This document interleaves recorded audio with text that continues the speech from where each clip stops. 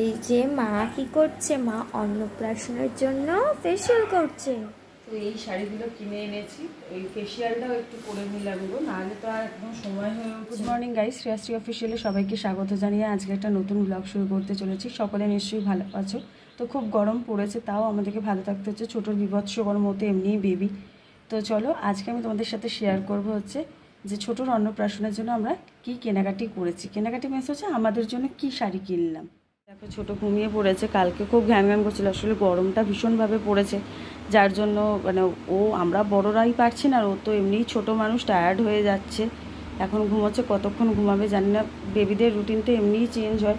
তো দেখো না, এখনও কোনো কাজ সেরা হয়নি, পুজোটা সেরে ফেলতে হবে, কারণ আজকে বৃহস্পতিবার অলরেডি। আর আমরা গতকাল গেছিলাম কেনাকাটি করতে, তোমাদের সাথে গতকাল শেয়ার করতে, মতো লোডশেডিং ছিল বলে কিছু শেয়ার করতে পারিনি। দেখো এই গাছে আমাদের এই ফুলগুলো হয়েছে, দেখেছো?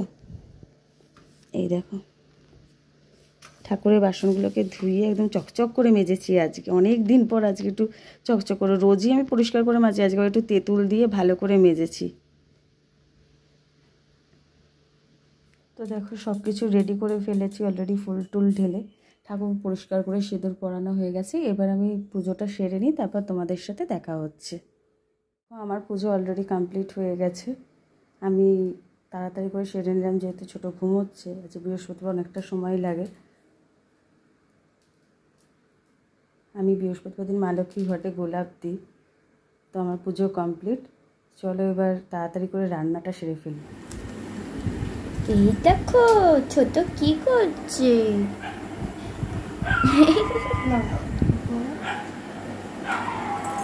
এই যে মা কি করছে, মা অন্নপ্রাশনের জন্য ফেসিয়াল করছে, তাই তো মা? আইব্রো করা হয়ে গেছে, এখন ফেসিয়াল করছে। আর এই যে একজন শুধু চিল্লে যাচ্ছে, শুধু চিল্লে যাচ্ছে।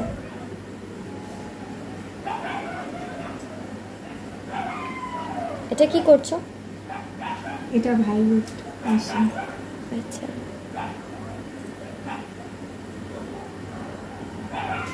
এটার সাহায্যে মাসাজ দেওয়া হচ্ছে।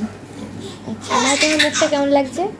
ওরে বাবা, তুমি হাসছো, তুমিও করবে, তুমিও করবে।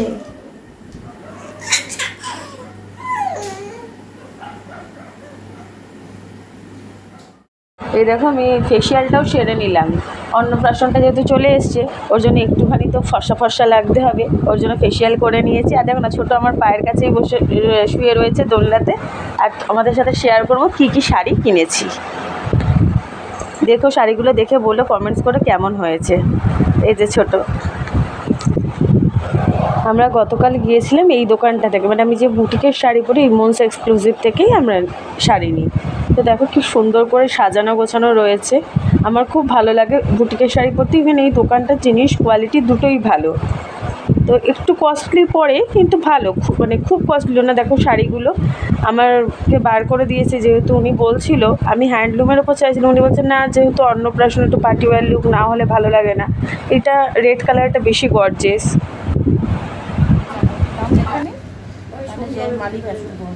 মাদুমাটা ভালো লাগছে। আমি তো দাম জানি, দাম না থাকলে আমি কি করে বলবো দাম। তো এই শাড়িগুলো কিনে এনেছি, ওই ফেসিয়ালটাও একটু করে নিলাম গো, নাহলে তো আর এখনো সময় হয়ে উঠছে না, এখনো কাজ আছে অনেক। এই দেখো এই শাড়িটা, আমি বুটিক থেকে শাড়ি পরতে খুব পছন্দ করি। তো কেমন হয়েছে শাড়িটা বলো,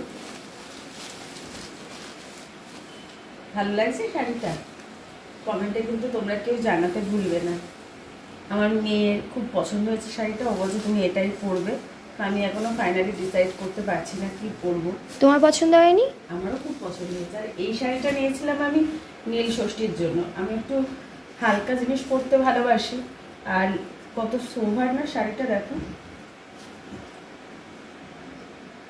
কেনা হয় না করে গিয়ে একটা আনতে গিয়ে চারটে নিয়ে এসেছি। এই একটা শাড়ি, এটা জিজুর জন্য নিয়েছে, আমার আবার এই শাড়িটাও খুব পছন্দ হয়েছে, তাই আমি বলছিলাম যে তুই এটা পর, আমি ওটা পরবো। এটা হচ্ছে তোমার ওই এই শাড়ি সিল্ক কি বেশ বললো যদি শাড়িটার নাম গাদোয়াল নাকি সিল্ক গাদোয়াল। শাড়ির রংটা সুন্দর না? টিয়া পাখি কালার। অন্নপ্রাশনের জন্য একদম মানাবে না? একটু পার্টি লুক না হলে তো ভালো লাগবে না বলো। আরো একটা নিয়েছি, এটাও আমার মেয়ের পছন্দ।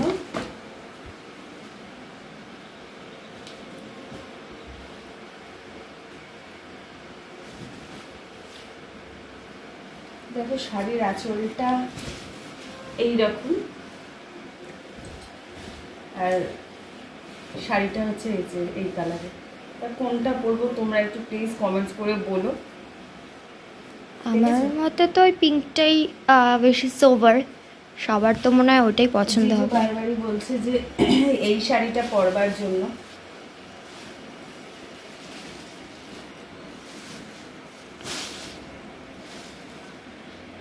শাড়িটার কালারটা বেশ দুর্ধর্ষ লাগছে না? খুব গর্জিয়াস শাড়িটা। তো এই শাড়িগুলোই আপাতত কেনা হয়েছে। এটা নীল ষষ্ঠীর জন্য একেবারে আবার বারবার করে বেরোনো তো পসিবল না, ওই জন্য এটা কিনে রেখেছি। এই শাড়িটাও খুব সুন্দর না, হালকার মধ্যে।